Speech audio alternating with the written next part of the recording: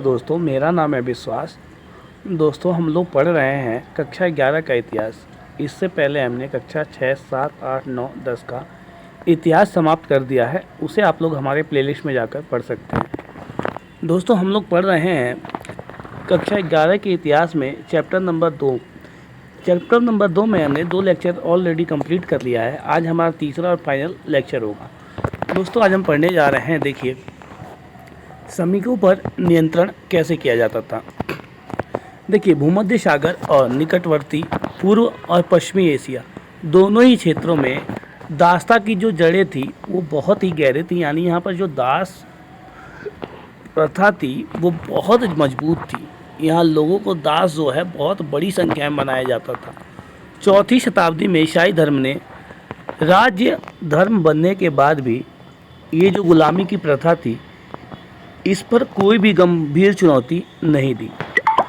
इसका अर्थ यह नहीं है कि रोम की अर्थव्यवस्था में अधिकांश श्रम दासों द्वारा ही किया जाता था। तथापि यह बात गणतंत्र काल में इटली के मामले में सही हो सकती है, लेकिन रोम के मामले में नहीं, जहां ऑगस्टस के शासनकाल में इटली की कुल 75 लाख आबादी में 30 लाख जो लोग थे वो दास थे। किंतु समग्र साम्राज्य में ऐसी स्थिति नहीं थी। ऐसा नहीं था कि मतलब इटली के समान ही अलग पूरे साम्राज्य में ऐसी स्थिति थी। उन दासों को पूंजी निवेश की दृष्टि से देखा जाता था। कम से कम रोम के एक लेखक ने तो जमींदारों को ऐसे संदर्भ में उन गुलामों का इस्तेमाल न करने की सलाह दी जहां फसल की कटाई के लिए उनकी बहुत बड़ी संख्या में आवश्यकता हो, अथवा जहां स्वास्थ्य को मलेरिया जैसी बीमारियों से नुकसान पहुंच सकता हो। ऐसे विचार दासों के प्रति सहानुभूति पर नहीं बल्कि हिसाब किताब पर आधारित थी। देखिए, ऐसा नहीं था कि उनको दासों के प्रति दया भाव उनके मन में था, इसलिए उन्होंने बोला कि जो कटाई का काम है वो दासों से न कराया जाए, बल्कि उन्होंने हिसाब किताब देखते हुए कि अगर उन्हें मलेरिया हो गया तो उन पर ज़्यादा खर्चा होगा, इसलिए उन्होंने दासों से काम लेने से मना किया। एक और जहां उच्च वर्ग के लोग दासों के प्रति प्राय क्रूरतापूर्वक व्यवहार करते थे, यानी जो कुलीन वर्ग के या उच्च वर्ग के लोग थे उनका जो व्यवहार था दासों के साथ वो अच्छा नहीं था। वहीं दूसरी ओर जो साधारण लोग थे उनके प्रति मतलब दासों के प्रति सहानुभूति रख सकते थे। नीरो के शासनकाल में घटी एक प्रसिद्ध घटना, इसके बारे में देखिए। ये एक इतिहासकार है जो वो क्या कहता है। जब पहली शताब्दी में शांति स्थापित होने के साथ लड़ाई झगड़े जो थे कम हो गए तो दासों की आपूर्ति में कमी आने लगी और दास श्रम का प्रयोग जो है करने वालों को दास प्रजनन अथवा वेतनभोगी मजदूरों जैसे विकल्पों का सहारा लेना पड़ा। वेतनभोगी मजदूर जो थे वह सस्ते तो पड़ते ही थे, उन्हें आसानी से छोड़ा और रखा जा सकता था। वास्तव में रोम में सरकारी निर्माण कार्यों पर स्पष्ट रूप से जो मुक्त श्रमिक थे उनका व्यापक प्रयोग किया जाता था, क्योंकि दास श्रम जो था वो बहुत महंगा पड़ता था। जो दासों के ऊपर खर्चा होता था वो बहुत ज़्यादा महंगा पड़ता था। भाड़े के मजदूर उसके विपरीत जो हैं गुलाम श्रमिकों को वर्ष भर रखने के लिए भोजन देना पड़ता था, जबकि जो मजदूरी वाले, देखिए, जो दास थे उनसे काम लेने के लिए उन्हें वर्ष भर मजदूरी देना पड़ता था, तब तो उन्हें गुलाम बना के रख सकते थे, उन्हें खाना तो देना ही पड़ेगा। लेकिन जो भाड़े के मजदूर थे उनको काम कराया, वेतन दिया, वो लोग चले गए और उनके अन्य खर्चे भी उठाने पड़ते थे। जो गुलाम थे, जो श्रमिक वर्ग थे, उनके भाई खाने के साथ अन्य खर्चा भी तो होता है, वो भी उठाने पड़ते थे, जिससे इन गुलाम श्रमिकों को रखने की लागत जो थी वो बढ़ जाती थी। इसलिए संभवतः जो बाद की अवधि आई उसमें कृषि क्षेत्र में अधिक संख्या में गुलाम जो मजदूर थे वे नहीं रहे। कम से कम जो पूर्वी प्रदेश थे वहाँ पे तो ऐसा हुआ ही कि वहाँ पे गुलाम लोग नहीं रह गए। दूसरी ओर इन दासों को मुक्त व्यक्तियों यानी अर्थात ऐसे दास जिन्हें मालिकों ने मुक्त कर दिया था, तो जो ये दास थे उनको व्यापार प्रबंधन के रूप में व्यापक रूप से नियुक्त किया जाने लगा। यहाँ स्पष्ट कर लीजिए, उनकी अधिक संख्या में आवश्यकता नहीं थी।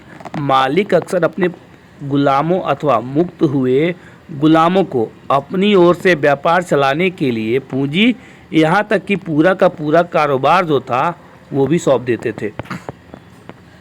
रोमन कृषि विषयक लेखकों ने श्रम प्रबंधन की ओर बहुत ध्यान दिया।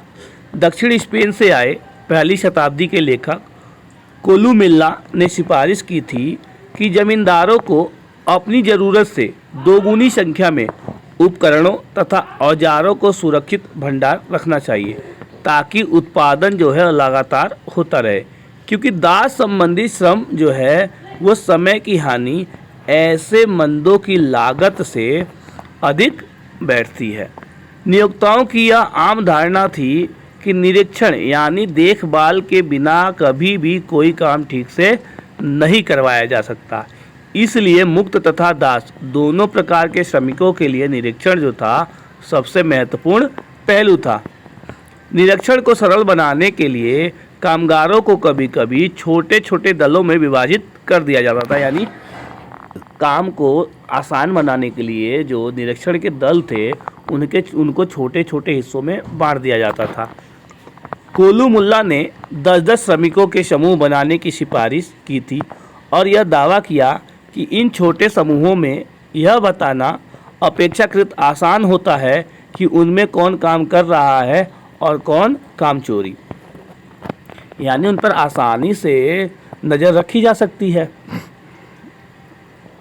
वरिष्ठ प्लिनी एक प्रसिद्ध प्रकृति विज्ञान के लेखक ने दास समूहों का प्रयोग था, ठीक है, उसकी यह कहकर निंदा की कि यह उत्पादन आयोजित करने का सबसे खराब तरीका है, क्योंकि इस प्रकार अलग अलग समूह में काम करने वाले दासों को आमतौर पर पैरों में जंजीर डालकर एक साथ रखा जाता था। ऐसे तरीके कठोर और क्रूर प्रतीत होते हैं, लेकिन हमें ये याद रखना चाहिए कि आज विश्व में अधिकांश फैक्ट्रियों में श्रम नियंत्रण के कुछ ऐसे ही सिद्धांत लागू करती है। वास्तव में रोमन साम्राज्य में कुछ औद्योगिक प्रतिष्ठानों ने तो इससे भी अधिक कड़े नियंत्रण लागू कर रखे थे। वरिष्ठ प्लिनी ने सिकंदरिया की फ्रैंकिनसेंस यानी सुगंधित राल की फैक्ट्रियों के हालात जो है उनका वर्णन किया, जहां उनके अनुसार कितना ही कड़ा निरीक्षण रखो पर्याप्त प्रतीत नहीं होता। चाहे आप नियंत्रण कितना भी कठिन रख लो, कितना भी कड़ा रख लो, पर फिर भी ऐसा ही लगता है कि इसमें कुछ कमी है। कामगारों के एप्रेनों पर एक सील लगा दी जाती है। जो कामगार होते हैं उन पर एक मोहर लगा दी जाती है। उन्हें अपने सिर पर एक गहरी जाली वाला मास्क या नेट पहनना पड़ता है और उन्हें फैक्ट्री से बाहर जाने के लिए अपने सभी कपड़े उतारने पड़ते हैं। जो कृषि श्रमिक हैं वो अवश्य ही थके थके से रहते होंगे और उन्हें नापसंद किया जाता होगा, क्योंकि 3री शताब्दी के एक राज्य आदेश में मिस्र के किसानों द्वारा अपने गांव छोड़कर जाने का उल्लेख है, जिसमें यह कहा गया है कि वे इसलिए गांव छोड़कर जा रहे थे ताकि उन्हें खेती के काम में न लगना पड़े। संभवतः यही बात अधिकांश फैक्ट्रियों और कारखानों पर लागू होती थी। 398 के एक कानून में यह कहा गया कि कामगार जो थे उनको दागा जाता था, ताकि यदि वो भागने और छिपने का प्रयत्न करे तो उन्हें पहचाना जा सके। कई निजी मालिक कामगारों के साथ ऋण संविदा के रूप में करार कर लेते थे, यानी उनसे कॉन्ट्रैक्ट कर लेते थे, ताकि वो ये दावा कर सके, उनसे कॉन्ट्रैक्ट कराते थे ताकि वे लोग दावा कर सके कि उन्हें कर्मचारी जो है, वो जो कर्मचारी है वो उनका कर्जदार है, और इस प्रकार वे अपने कामगारों पर कड़ा नियंत्रण रखते थे। 2री शताब्दी की प्रारंभिक अवधि का एक लेखक जो है वो हमें बताता है कि हजारों श्रमिक गुलामी में काम करने के लिए आत्मसमर्पण करते थे, हालांकि वे मुक्त हैं। दूसरे शब्द में, बहुत से गरीब परिवारों ने जीवित रहने के लिए ऋणबद्धता स्वीकार कर ली थी। हाल ही में खोजे गए आगस्टीन के पत्रों में से एक पत्र हमें यह जानकारी मिलती है कि कभी कभी माता पिता अपने बच्चों को 25 वर्ष के लिए बेचकर बंधुआ मजदूर बना देते थे। ऑगस्टीन ने एक बार अपने एक वकील मित्र से पूछा कि पिता की मृत्यु हो जाने पर क्या इन बच्चों को आज़ाद किया जा सकता था। ग्रामीण ऋणग्रस्तता और अधिक व्यापक थी। इस कर्जदारी का एक उदाहरण इस घटना से मिलता है कि 66 ईस्वी के ज़बरदस्त यहूदी विद्रोह में क्रांतिकारियों ने जनता का समर्थन प्राप्त करने के लिए साहूकारों के ऋण पत्र यानी जो बॉन्ड थे उसको नष्ट कर डाले। फिर भी हमें इस संबंध में सही स्थिति समझने के लिए जो पर्याप्त सावधानी है वो बरतनी चाहिए और सीधे इस निष्कर्ष पर नहीं पहुंच जाना चाहिए कि जो अधिकतर श्रमिक थे इन पर इन तरीकों से दबाव यानी प्रेशर डाला जाता था। 5वीं शताब्दी के अंतिम वर्षों में सम्राट एनस्टेशियस ने ऊंची मजदूरियां देकर और समूचे पूर्वी क्षेत्र से श्रमिकों को आकर्षित करके 3 सप्ताह से भी कम समय में पूर्वी सीमांत क्षेत्र में दारा शहर का निर्माण किया था। कुछ दस्तावेज यानी पेपायरस का बहुवचन से हम यह अनुमान लगा सकते हैं कि 6वीं शताब्दी तक भूमध्य सागरीय जो क्षेत्र था वहाँ पर विशेषकर पूर्वी भाग में वेतनभोगी श्रमिक जो थे वो कितने अधिक फैल गए थे जो वेतन के बदले कार्य करते थे। आगे देखिए, इसमें थोड़ा छूट गया था। ये देखिए दासों के प्रति व्यवहार जो था ये देख लेते हैं। कुछ ही समय के बाद शहर के शासक ल्यूसियस पेडेनियस सेकेंडस का उसके एक दास ने कत्ल कर दिया। कत्ल के पश्चात पुराने रिवाज के अनुसार यह आवश्यक था कि एक ही छत के नीचे रहने वाले प्रत्येक दास को फांसी दे दी जाए, परंतु बहुत से निर्दोष लोगों को बचाने के लिए भीड़ एकत्र हो गई और दंगे शुरू हो गए। सेनेट भवन को घेर लिया गया। हालांकि सेनेट भवन में अत्यधिक कठोरता का विरोध किया जा रहा था, परंतु अधिकांश सदस्यों ने परिवर्तन किए जाने का विरोध किया। जो सेनेटर फांसी देने के पक्ष में थे उनकी बात मानी गई, परंतु पत्थर और जलती हुई मशालें लिए भीड़ ने इस आदेश को कार्यान्वित यानी इस आदेश का पालन किए जाने से रोका। नीरो ने अवलेख द्वारा इन लोगों को फटकार लगाई और उन सारे मार्गों पर सेना लगा दी जहां सैनिकों के साथ दोषियों को फांसी पर चढ़ाने के लिए ले जाया जा रहा था। देखिए आगे और भी कुछ। दास प्रजनन गुलामों को संख्या बढ़ाने की एक ऐसी प्रथा थी जिसके अंतर्गत दासियां और उनके साथ मर्दों को अधिक बच्चे पैदा करने के लिए प्रोत्साहित किया जाता था। उनके बच्चे भी आगे चलकर दासी बनते थे। सामने के पृष्ठ पर आरंभिक 3वीं शताब्दी ईस्वी में चर्चल अल्जीरिया की पच्चीकारी, यहाँ कृषि के दृश्य, ऊपर बीज बोना व हल चलाना, नीचे अंगूर के बगानों में काम करना, ये सारी चीज़ें दी गई हैं। देखिए नीचे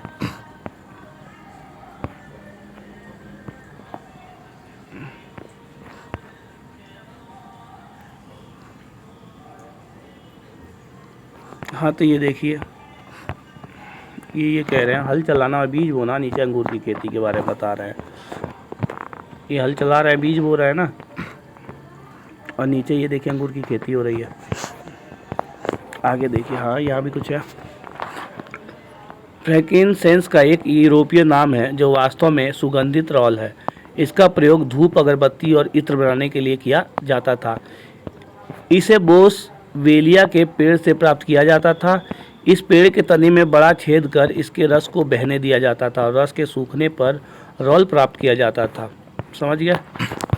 और ये भी देख लीजिए, फ्रैंकिनसेंस जो है उसकी सबसे उत्कृष्ट किस्म की जो राल है वो अरब प्रायद्वीप में पाई जाती थी, वहाँ से आती थी भाई। अब देखिए हमें पढ़ना है, यह विद्रोह जूडिया में रोम शासन के विरुद्ध हुआ था, जिसे रोमवासियों ने यहूदा युद्ध कही जाने वाली लड़ाई में क्रूरतापूर्वक दबा दिया था। क्रियाकलाप ये खुद पढ़िएगा। अब हम देखने जा रहे हैं जो सामाजिक श्रेणियाँ थी वो कैसी थी। आइए अब हम और अधिक ब्यौरे न देकर साम्राज्य की सामाजिक संरचनाओं की जानकारी प्राप्त करने का प्रयत्न करें। ठीक है, तो कोशिश करते हैं। देखिए, इतिहासकार टेस्टिस ने प्रारंभिक साम्राज्य के प्रमुख सामाजिक समूहों का वर्णन जो है इस प्रकार किया है। सेनेटर यानी पेट्रेस शाब्दिक अर्थ है पिता। अश्वारोही वर्ग के जो प्रमुख सदस्य हैं, जैसे जनता का सामान्य जो वर्ग था जिनका संबंध महान घरानों से था। फूहड़ फूहड़ जो थे कौन थे, वो निम्न वर्ग के यानी कमीनाकारू प्लेबस सोडिडा, जो उनके अनुसार सर्कस और थिएटर तमाशे दिखाने के आदी थे। और लास्ट में जो है दास। 30वीं शताब्दी के प्रारंभिक वर्षों में सेनेट की जो सदस्य थी उनकी संख्या लगभग 1000 थी और कुल सेनेटरों में लगभग आधे सेनेटर अभी भी इटाली परिवारों के थे। साम्राज्य के परिवर्तित काल में जो 4वीं शताब्दी के प्रारंभिक भाग में कॉन्स्टेंटाइन प्रथम के शासनकाल में आरंभ हुआ, टेसिटस द्वारा उल्लेखित पहले दो समूह सेनेटर और नाइट या अश्वारोही जो थे वो एकत्रित होकर एक विस्तृत अभिजात वर्ग बन चुके थे, यानी एक साथ आकर एक विशाल अभिजात वर्ग बन चुके थे।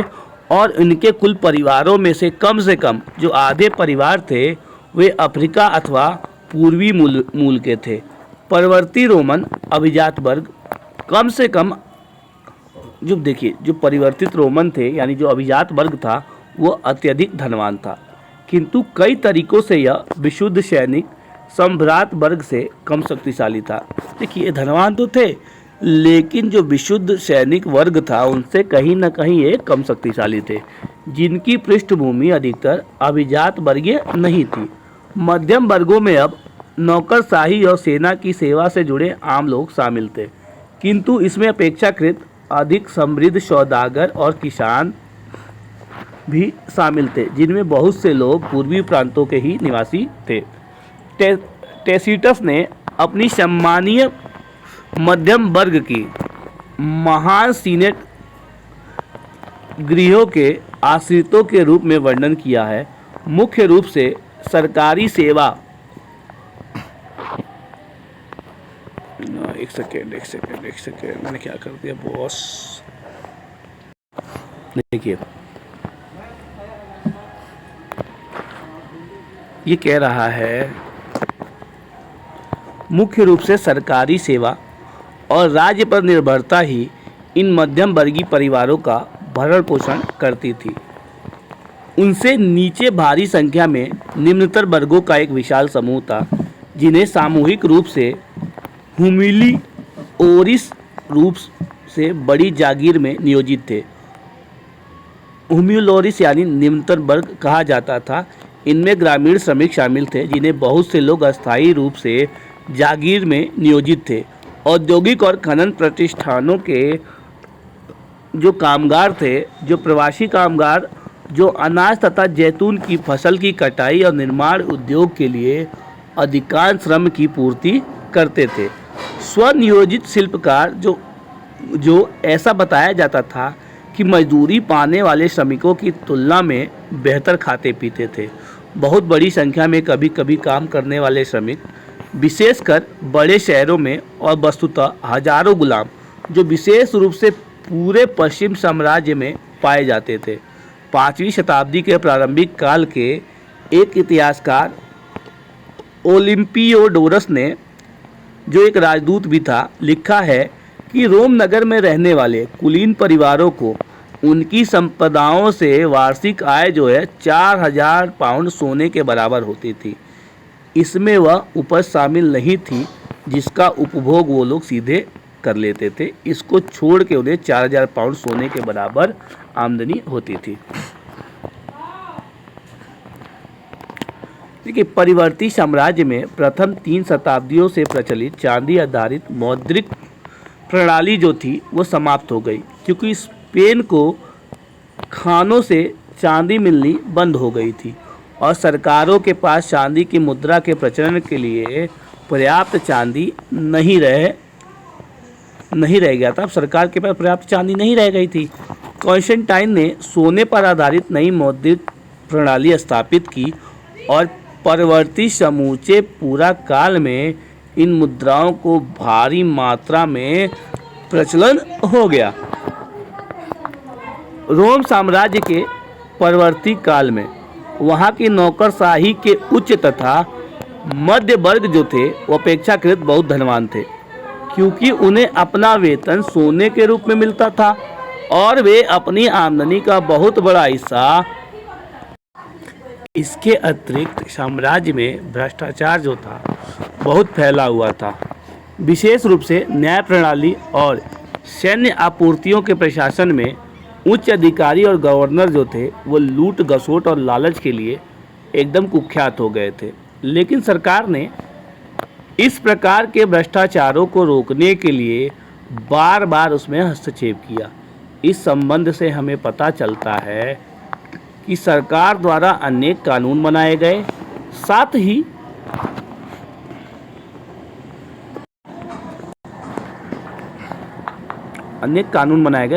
इतिहासविदों तथा बुद्धिजीवियों ने ऐसे भ्रष्ट कारनामों की खुलकर निंदा की।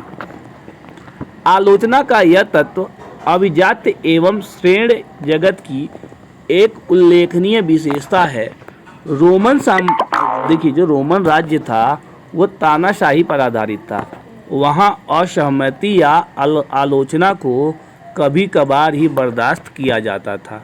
आमतौर पर सरकार विरोध का उत्तर हिंसात्मक कार्रवाई से देती थी, यानी विशेष रूप से पूर्वी भाग के शहरों में जहाँ लोग अक्सर निडर होकर सम्राटों का मजाक उड़ाया करते थे।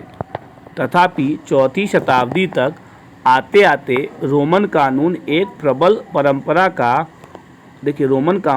चौथी शताब्दी आते आते जो रोमन कानून था वहाँ एक प्रबल परंपरा का उद्भव हो चुका था और उसने सर्वाधिक भयंकर सम्राटों पर भी अंकुश लगाने का काम किया था। सम्राट लोग अपनी मनमानी नहीं कर सकते थे और नागरिक अधिकारों की रक्षा के लिए कानून का सक्रिय रूप से प्रयोग किया जाता था। इसलिए चौथी शताब्दी के अंतिम दशकों में एम्ब्रोस जैसे शक्तिशाली बिशपों के लिए यह संभव हो पाया कि यदि सम्राट आम जनता के प्रति अत्यधिक कठोर या दमनकारी हो जाए तो यह बिशप भी उतने ही अधिक शक्ति से उनका मुकाबला कर सके। अब देखिए परवर्ती पूरा काल। इस अध्याय के अंत में हम रोमन साम्राज्य की अंतिम शताब्दियों में उसके सांस्कृतिक परिवर्तनों पर दृष्टिपात करेंगे। परवर्ती पूरा काल शब्द का प्रयोग रोमन साम्राज्य के उद्भव, विकास और पतन के इतिहास का उस अंतिम दिलचस्प अवधि का वर्णन करने के लिए किया जाता है जो मोटे तौर पर चौथी से सातवीं शताब्दी तक फैली हुई थी। यहाँ तक कि चौथी शताब्दी स्वयं भी अनेक सांस्कृतिक और आर्थिक हलचलों से परिपूर्ण थी। सांस्कृतिक स्तर पर इस अवधि में लोगों के धार्मिक जीवन में अनेक महत्वपूर्ण परिवर्तन हुए, जिनमें से एक था सम्राट कॉन्स्टेंटाइन द्वारा ईसाई धर्म को राज्य धर्म बना लेने का निर्णय और दूसरा था सातवीं शताब्दी में इस्लाम धर्म का उदय। लेकिन राज्य के ढांचे में भी उतने ही महत्वपूर्ण परिवर्तन हुए। ये परिवर्तन सम्राट डायोक्लिशियन के समय से प्रारंभ हुए, जो उनका समय क्या था 284 से 305 ईस्वी। सम्राट डायोक्लिशियन ने देखा कि साम्राज्य का विस्तार बहुत ज़्यादा हो चुका है और उसके अनेक प्रदेशों का सामरिक या आर्थिक दृष्टि से कोई महत्व नहीं है। इसलिए उसने उन हिस्सों को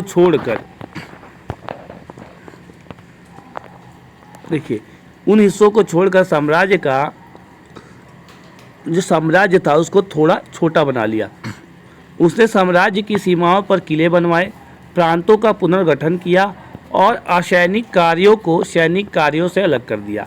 साथ ही उसने सेनापतियों को अधिक स्वायत्तता प्रदान की, जिससे ये सैन्य अधिकारी अधिक शक्तिशाली समूह के रूप में उभर आए। कॉन्स्टेंटाइन ने इनमें से कुछ परिवर्तनों को पुख्ता बनाया और अपनी ओर से कुछ परिवर्तन किए। उसके द्वारा मुख्य रूप से मौद्रिक क्षेत्र में कुछ नए परिवर्तन किए गए। उसने सॉलिडस नाम का एक नया सिक्का चलाया जो 4.5 ग्राम शुद्ध सोने का बना हुआ था। यह सिक्का रोम साम्राज्य समाप्त होने के बाद भी चलता रहा ये सॉलिडस सिक्के बहुत बड़े पैमाने पर ढाले जाते थे और लाखों करोड़ों की संख्या में चलन में थे।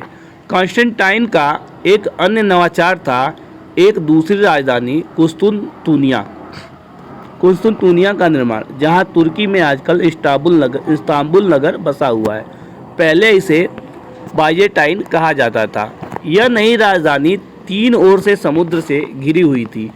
चूँकि नई राजधानी के लिए नई सेनेट की ज़रूरत थी, इसलिए चौथी शताब्दी में शासक वर्गों की बड़ी तेज़ी से विस्तार हुआ। मौद्रिक अस्थायित्व और बढ़ती हुई जनसंख्या के कारण आर्थिक विकास में तेज़ी आई और पुरातत्वीय अभिलेखों से यह भी पता चला है कि औद्योगिक प्रतिष्ठानों सहित ग्रामीण उद्योग धंधों में व्यापार के विकास में पर्याप्त मात्रा में पूंजी लगाई गई। इनमें तेल की मिलें, शीशे के कारखाने, पेज की प्रेसें तथा तरह तरह की पानी की मिलें जैसी नई प्रौद्योगिकियों को महत्वपूर्ण रूप से धन का अच्छा खासा निवेश पूर्व के देशों के साथ लंबी दूरी के व्यापार में किया गया, जिससे ऐसे व्यापार का पुनरुत्थान हुआ। इन सभी के फलस्वरूप जो शहरी संपदा एवं समृद्धि में अत्यधिक वृद्धि हुई, जिससे स्थापत्य कला के नए नए रूप विकसित हुए और भोग विलास के साधनों में भरपूर तेजी आई। शासन करने वाले कुलीन पहले से कहीं अधिक धन संपन्न और शक्तिशाली हो गए।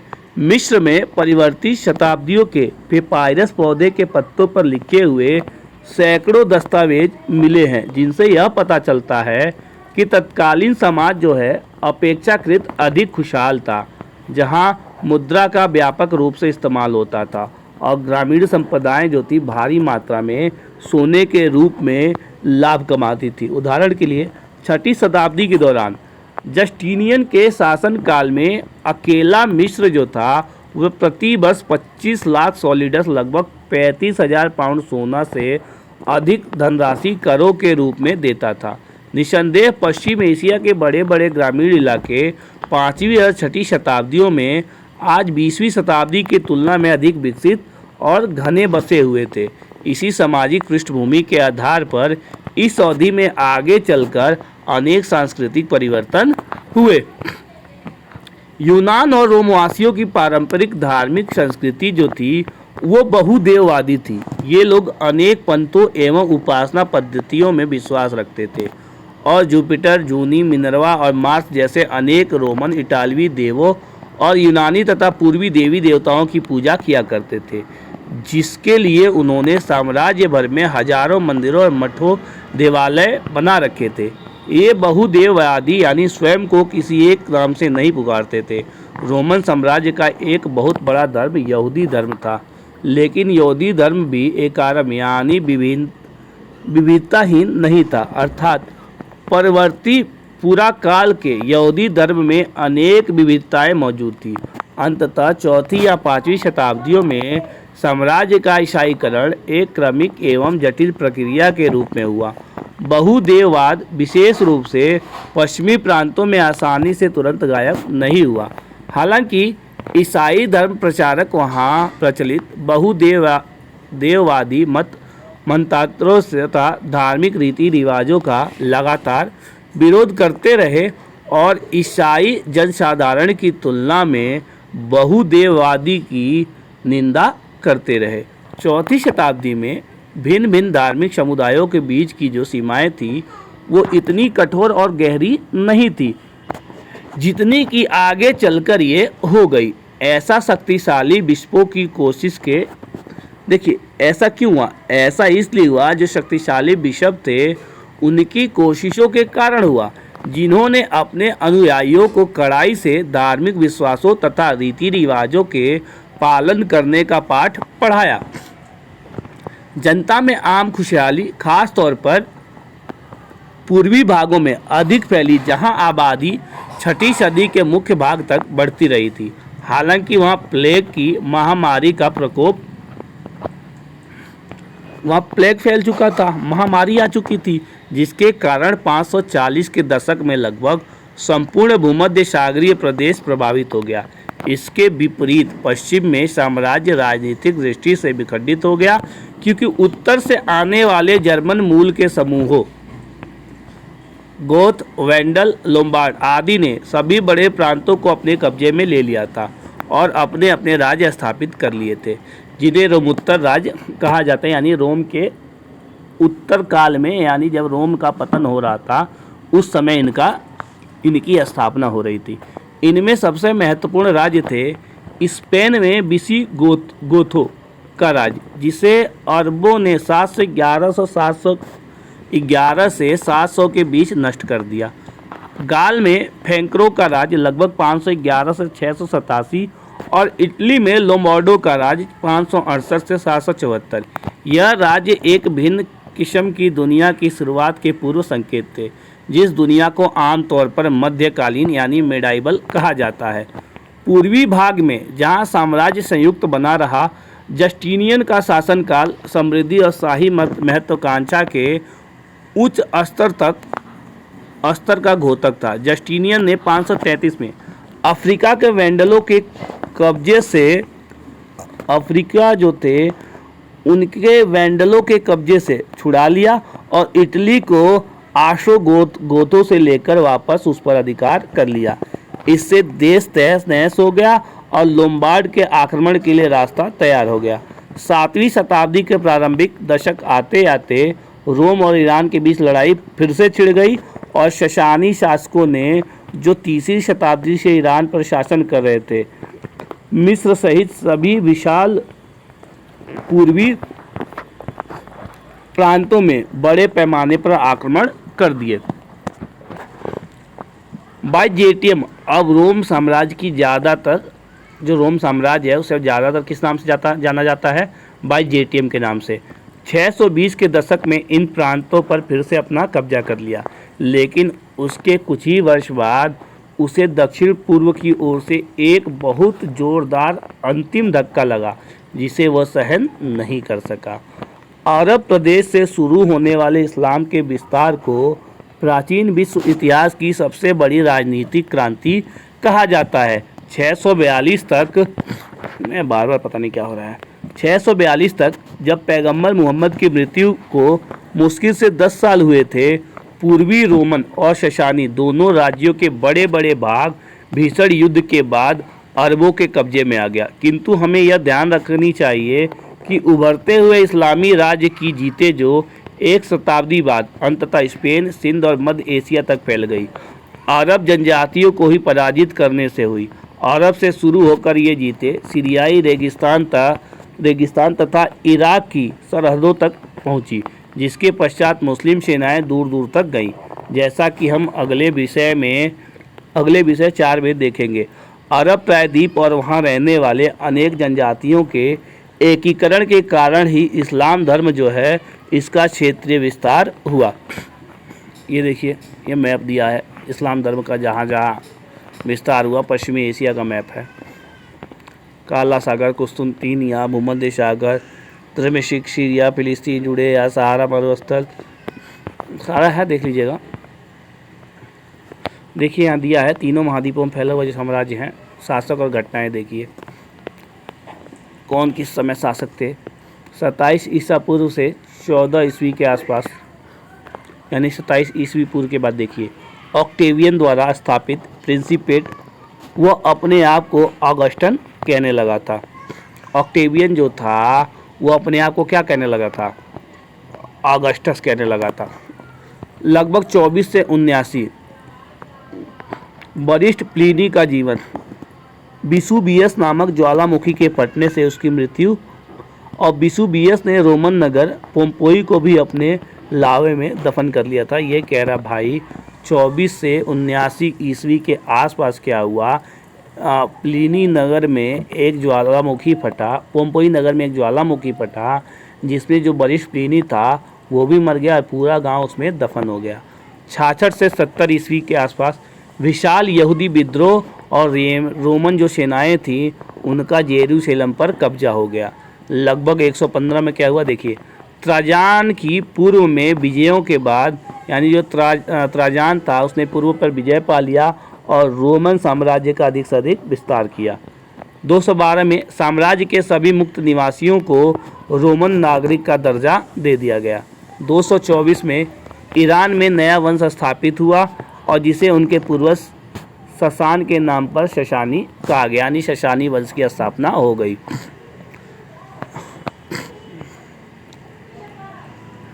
अब देखिए 193 से 211 के बीच 250 का दशक क्या था। फारस वासियों ने फरात के पश्चिम में स्थित रोमन प्रदेशों पर आक्रमण किया। 258 में कार्थेज के शाही प्रवासी बिशप को मृत्युदंड दिया गया।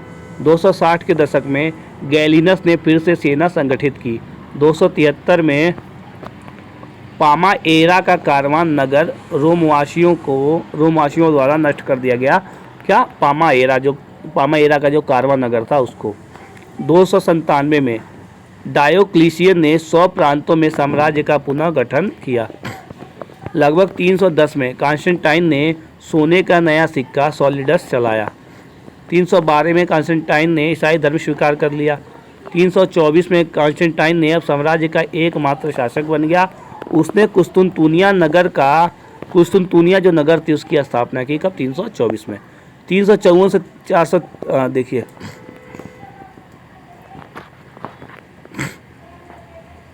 ये मैंने आपको बताया नहीं यार, सॉरी। देखिए 27 ईसा पूर्व से 1400 ईस्वी के आसपास क्या था, ऑगस्टस जो था प्रथम रोम सम्राट बना। इसका शासनकाल रहा 1437 ईस्वी तक टिबेरियस, और 98 से 117 तक ट्राजान का शासनकाल रहा। 117 से 38 तक हेड्रियन का, 193 से 211 तक सेप्टिमियस सेवेरस का, और 241 से 72 तक ईरान में शाहपुर प्रथम का शासनकाल रहा। 253 से 68 तक गैलिनस, और 284 से 305 तक टेट्राकी यानी चतुस्तंत्र डायोक्लिशियन मुख्य शासक बना। कब? 284 में। और कब तक रहा? 305 तक। ये देखिए 354 से 430 के बीच क्या हुआ, हिप्पो के बिशप ऑगस्टिन का जीवन काल, और 312 से 337 तक ये चीज़ें। कॉन्स्टेंटाइन जो था वो राजा बना या सम्राट बना रहा। 309 से 379 तक ईरान में शाहपुर द्वितीय का शासनकाल रहा। अब देखिए 408 से 450 तक थियोडोसियस द्वितीय जो था, प्रसिद्ध थियोडोसियस कोड का संकलन करता था, यानी इसका शासनकाल कब था? 408 से 450 तक। ये देखिए विसिगोथों ने रोम को विध्वंस कर दिया। कब? 410 में। 391 क्या था, सिकंदरिया में सेरपियम को नष्ट किए गए। और 378 में क्या दिया है, गोथ लोगों ने एड्रियानोपोल में रोमन सेनाओं को करारी मात दी, यानी उनको हरा दिया। 428 में मेंडल लोगों ने अफ्रीका के प्रदेशों पर कब्जा कर लिया। 434 से 453 तक अटीला नामक जो हुण था उसका साम्राज्य रहा। अब देखिए 493 से आस्ट्रोगोथों ने इटली में राज्य स्थापित किया। इस समय कौन सा, 490 से 518 तक अनेस्टेसियस जो था ये इसका शासनकाल था। अब देखिए 533 से 50 तक जस्टिनियन द्वारा अफ्रीका और इटली को मुक्त करा लिया गया। 541 से 70 तक बियोबोनिक में प्लेग आ गया भाई, प्लेग का प्रकोप रहा। और 568 में लोम्बार्ड लोगों ने इटली पर आक्रमण किया। लगभग 570 में पैगंबर मोहम्मद का जन्म हुआ। और 614 से 19 में फारस के शासक खुसरो द्वितीय ने पूर्वी रोम प्रदेशों पर आक्रमण करके उन पर कब्जा कर लिया। 622 में पैगंबर मोहम्मद और उनके जो साथी थे वो मक्का छोड़कर मदीना चले गए। 633 से 42 में अरब विजयों का पहला और महत्वपूर्ण चरण रहा, यानी जो मुस्लिम सेनाओं ने सीरिया, फिलिस्तीन, मिस्र, इराक और ईरान के कुछ हिस्सों पर अपना कब्जा कर लिया। 651 से 750 तक सीरिया में उमैया वंश रहा। और 698 में अरबों ने कार्थेज को जीत लिया। और 711 में स्पेन पर अरबों का आक्रमण हुआ था। यहाँ देखिए 527 से 65 में जस्टिनियन का समय रहा। उसके बाद 531 से 79 ईरान में खुसरो प्रथम का शासन रहा। और 6 से 10 से 41 में हेराक्लियस। उसके बाद रोम साम्राज्य का लगभग मेरे ख्याल से पतन हो गया। आगे देखिए विश्व इतिहास के कुछ विषय। ये किसकी चीज़ है? रेवेना की पचीकारी, यानी इसमें सम्राट जस्टिनियस को दिखाया गया है। 547 ईस्वी की है। अब ये बताइए, इसमें सम्राट तो यही है, जस्टिनियस, और कोई तो लग नहीं रहा मुझे। बाकी और क्या छूटा है, चलिए देख लेते हैं एक बार। छोटी छोटी चीज़ें यार। 79 ईस्वी में बना कोलिसियम, जहाँ तलवरिये यानी तलवार चलाने वाले निपुण योद्धा जंगली जानवरों का मुकाबला करते थे। यहाँ एक साथ 60,000 दर्शक बैठ सकते थे। हाँ, यही होगा, ये उस समय खेल रहा होगा यार। ठीक है, यही समझ लीजिए। और क्या है, ये देखिए, हाँ, ये सम्राट कॉन्स्टेंटाइन जो थे उनकी मूर्ति है। 313 ईस्वी की एक विशाल मूर्ति का हिस्सा है। एक आसम का क्या तात्पर्य होता है? इसका तात्पर्य एक बड़े चट्टान का टुकड़ा होता है, परंतु इसका प्रयोग यहाँ पर मानव इकाइयों के लिए किया गया है। जब हम कहते हैं कि समाज अथवा संस्कृति एकास्म है, उसका अर्थ है कि उसमें विविधता की कमी है और उसमें आंतरिक एकरूपता, यानी सबकी संस्कृति एक है। ईसाईकरण उस प्रतिक्रिया को कहते हैं जिसके द्वारा ईसाई धर्म भिन्न भिन्न जनसमूहों के बीच फैलाया गया और वहाँ के प्रमुख धर्म बना दिया गया। और कुछ छूटा है तो बताइए। ये है ना, देखिए, ये भी देख लेता हूँ। रोमन अभिजात वर्ग की आमदनियाँ 5वीं शताब्दी के प्रारंभिक दशकों में। देखिए, रोम के ऊंचे घरानों में प्रत्येक के पास अपने आप में सब कुछ मौजूद था जो एक मध्यम आकार के शहर में हो सकता है। एक घुड़दौड़ का मैदान, हिप्पोड्रोम, अनेक मंच, मंदिर, फुव्वारे आदि विभिन्न प्रकार के जो स्नानागार होते हैं, वो बहुत से रोमन परिवारों को अपनी संपत्ति से प्रतिवर्ष 4,000 पाउंड सोने का आय प्राप्त होती थी, जिसमें अनाज, शराब और अन्य उपज शामिल नहीं थे। इन उपजों को बेचने पर सोने में प्राप्त आय के 1/3 के बराबर आमदनी हो सकती थी। रोम में द्वितीय श्रेणी के परिवारों की आय 1,000 अथवा 1,500 पाउंड सोना थी। ये सब तो हमने बाकी पढ़ लिया है, कुछ सही बचा। चलिए, आज इसी के साथ हमारा चैप्टर समाप्त होता है। कल फिर मिलेंगे नए चैप्टर के साथ। तब तक के लिए दोस्तों बाय बाय। और हमारे वीडियो को लाइक, शेयर और कमेंट करना बिल्कुल ना भूलिए। और वीडियो को ज़्यादा से ज़्यादा अपने दोस्तों के साथ शेयर कीजिए ताकि वो लोग अच्छे से पढ़ सके। भाई, फ्री मिल रहा है इसलिए आप लोग नहीं पढ़ रहे हैं।